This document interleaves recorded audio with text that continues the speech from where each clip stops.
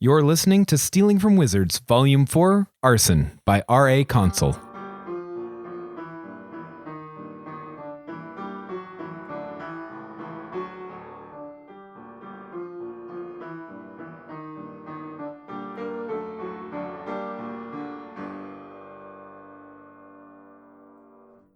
Chapter 12.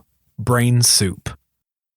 Any dragon exceeding 40 feet in length should be capable of taking a rider. Temptation to seek substantially large amounts should be avoided, as older dragons tend to be more cantankerous and less inclined to extended flights away from their hordes. That request from Marie haunted Kuro. What could she possibly need to ask him?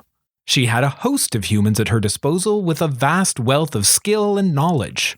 Moreover, what could she need to know that she couldn't ask in class or in the company of her most trusted attendants? What could she possibly ask him that she couldn't ask Charlie? It didn't help that Evelyn was being visited by that same spirit and made his favorite class unpleasant in the process.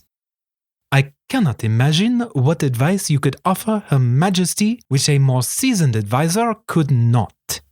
Maybe she wants to know how to make soup, he suggested. What is wrong with my soup? Evelyn snapped. I have followed the recipe perfectly. He hadn't meant to insult her. Though in hindsight, he hadn't meant not to either. He was weary, and she was annoying. Her bitterness increased daily as his food kept coming out better than hers, despite his slapdash adherence to the instructions. That very bitterness was resulting in her food getting worse. Her feelings were leaking out. Overheating her pots, curdling her cream, wilting her greens. He could see it happening, but somehow she couldn't. Every substandard result just made her angrier, more committed to following the instructions to the letter, and less able to do so. He was now trapped in the sort of social quagmire he did not know how to escape. She had asked him a question, but everything from her tone of voice to her posture told him there was no answer that would not set him on a path to disaster. Habit and character told him to retreat, to escape via effusive apology or the nearby open window. Chess lessons from Merle resurfaced in his mind, though. If all he did was defend, eventually she'd trap him in a corner from which there was no escape. Sometimes, to escape a trap, he had to go on offense. It's going to be bitter and bland, he said. How can it be both of those things? She sneered. And how can you possibly know that? You burnt some of the onions when you were caramelizing them, and you added too much water, he explained. I followed the recipe, she said, as if pointing at the piece of paper was more than enough counterargument. The recipe doesn't know how big or juicy the onions are. Kuro felt a strange sense of calm confidence growing. He knew he was right. He knew time would prove him so. Any snobby comments from her would simply make his ultimate vindication more satisfying. He wondered if this is why people enjoyed winning at things. Also, the recipe didn't get angry at the onions for stinging your eyes and overheat the pot. Unused to being talked back to, she faltered. She fumed as she prepared to inform her classless classmate of all his failings, but her overflowing anger boiled over her pot. The temptation to say, I told you so, was powerful, but Kuro refrained. If asked, he would have said his restraint was out of a sensible concern for classroom safety. His true reason was far more petty. He didn't want her to also ruin his soup, which was simmering properly on the adjacent burner. Also, she looked genuinely upset, which was sort of spoiling his sense of victory. It was much less fun to feel superior when she was holding back tears. She frantically tried to rescue her soup from ruin, but her only tool was the recipe. She didn't ask the teacher for help or attempt to make a decision herself. She didn't even taste it to see what it might need. Kuro found it increasingly uncomfortable to watch her unravel in front of him. He tried to distract himself by experimenting with the cheese blend and crouton coatings for his own soup. But that only upset her more. By the time of the tasting at the end of class, she was in shambles. One spoonful of her own creation was enough to confirm all of Kuro's claims. She didn't even sample anyone else's. Without a word or permission from the teacher, Evelyn turned and walked out of the classroom. Tasting each other's cooking was the second best part of class. The food was almost all excellent, and the few failures were interesting. The very best part of class was watching Miss Gyoza do the same. She reacted to every nibble with the curiosity and delight of a child having ice cream for the first time. She trundled around the room eagerly, sampling each student's work, simultaneously celebrating and critiquing each as if they were works of art. Upon reaching Kuro, the teacher burst with delight before even trying his work. "And what has the petit chef prepared for us today?" "Who?" asked Kuro. "Oh dear, did you not know that's what the other students have been calling you?" She gave him a gentle smile, indicating he should be pleased with the moniker. "It's because you make the best food," she explained, then added slightly less eagerly but more honestly, "Well, also because you need to stand on a stool to reach the counter, but that just makes your work all the more impressive." He was used to students giving him nicknames. Most were unflattering variations on the winking weasel. This one, though, had nothing to do with being a filthy, funny-looking criminal. It was downright complimentary. He was unusually glad for his dark and blotchy skin, as otherwise they might have seen him blush.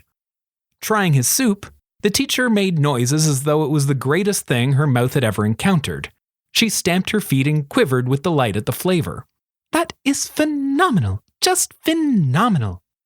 "It's the same thing that everyone else made," said Kuro. So much praise was becoming uncomfortable.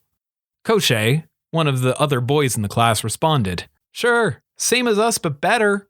I'd accuse you of cheating, but how do you cheat at food?" A murmur of agreement swept through the room. "Can you tell us what your secret is, Kuro?" asked Miss Gyoza. She had the look of a teacher searching for a specific answer, but Kuro didn't know which was the right one. He started guessing. The rosemary was really fresh, so I thought it would be a nice addition." That didn't seem to satisfy her, so he tried a reliable teacher pleaser. "I practice a lot?" When that failed, he just floundered. "I don't know, I just like cooking." Bafflingly, that was what she was waiting for. "Well, there we go now. As always, love is the secret ingredient. A wizard can't help but bake their feelings into their food, and you can taste the love in Kuro's cooking." She spun that out into a brief lesson on good household management, which was supposed to be the basis for the class rather than the food. She spoke about how important it was to match staff with roles that they enjoyed, but Kuro stopped listening. He was busy trying to taste what she did in his food. It was just onion soup, no different from any of the others in the room excepting some notes of rosemary and parmesan. He caught something in the aroma, though, which he didn't remember adding. It certainly wasn't in the recipe. It was the warmth of the kitchen on Charlie's farm on the eve of Yule. Taking another spoonful, he detected a hint of the mirth of Luton in the lodge kitchen. Layered beneath that, the gentle, guiding hand of Helena teaching him to slice onions. He'd cooked his feelings into the dish exactly as Evelyn had, the only difference being most of his best memories were in a kitchen, and she was fast building a library of horrible ones there. "And where's your partner run off to?" asked Miss Gyoza, after the class had finished claiming portions of his soup. "Washroom, I think," said Kuro. It was likely true, though he imagined her setting it on fire or punching holes in its walls rather than its typical use. The teacher observed the singed remains of the soup that had boiled over onto the stove and took a single, unpleasant taste of the concoction. She found a full accounting of Evelyn's whereabouts swirling in that pot. Nodding with understanding, she made no further comment on her student's absence. Released from class, Kuro ran off to begin cooking anew at the lodge, but stumbled across his wayward classmate. Had he used the front doors like ordinary students, he would never have encountered her. There was a large window at the end of a rarely used hallway on the top floor that faced west. If he leapt from that, the wind could carry him across the high school plateau and down to the lodge without his feet having to touch the ground between. His way was blocked, however, by a young blonde woman who appeared to be having a staring contest with a wall. He tripped to a halt when he saw her. Having known no reason to be stealthy, he'd made no effort to hide his approach. She noticed him before he could complete an about-face and retreat through a different window. Evelyn's head snapped in his direction, and Kuro was caught in the glare of her amethyst eyes. "I'm sorry," he said on instinct. "I'll leave you to—" It wouldn't help anything to say what she was doing. He recognized the deep, measured breathing of someone fighting back an embarrassing outburst of emotion. "I'll just go." Making an effort to appear like everything was entirely normal, he walked past and withdrew the umbrella from his bag. Before he could eject himself from the window, she demanded his attention. "I am doing everything exactly as I am supposed to." She stated it firmly, as a fact. "Why is it all going so terribly wrong?"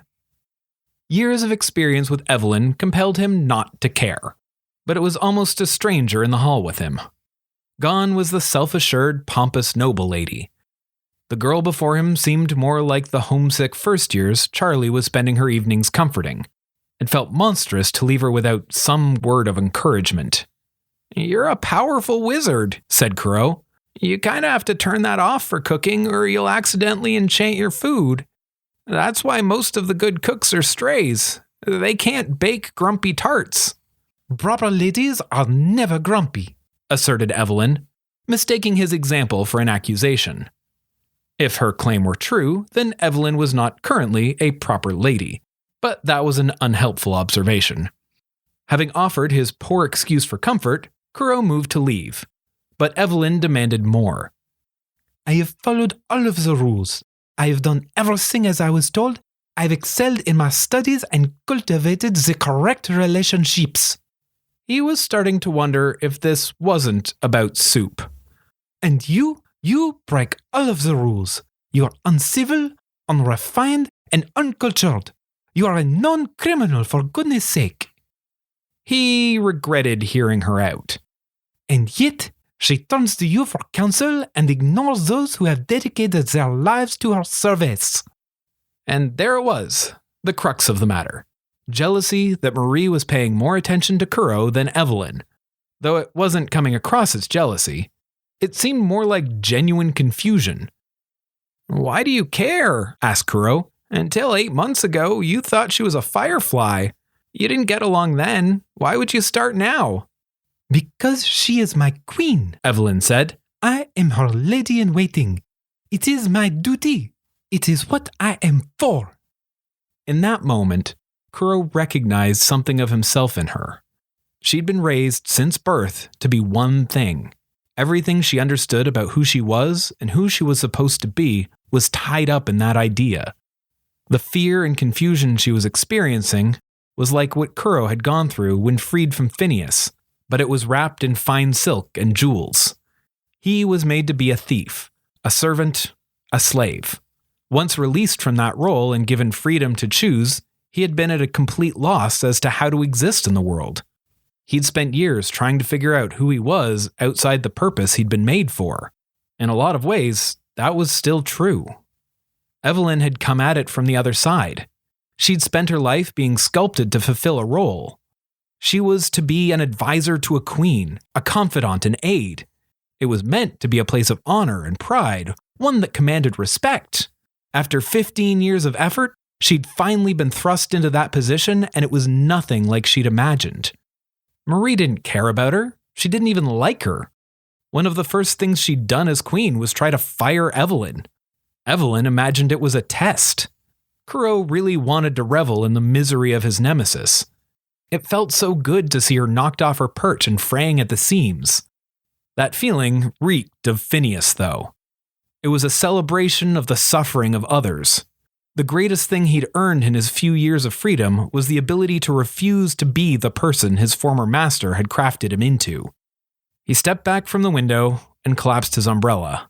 With effort, he forced himself to feel sympathy for Evelyn Lemieux. "I don't think Marie understands any of that," said Kuro.